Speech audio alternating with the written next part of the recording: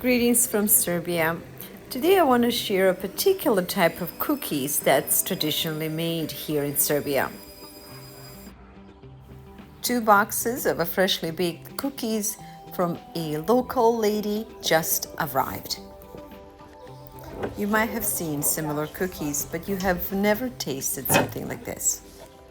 These are truly unique type of pastry because these cookies are made in what you would traditionally call the puff pastry, except this puff pastry is made with a particular type of pig fat. And when I say pig fat, I'm not talking about a lard. Better tasting and more delicate than any puff pastry you ever tried in your life.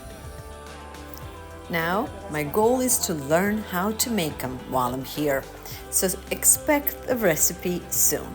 Until then, please stay well and take good care of yourself and those around you.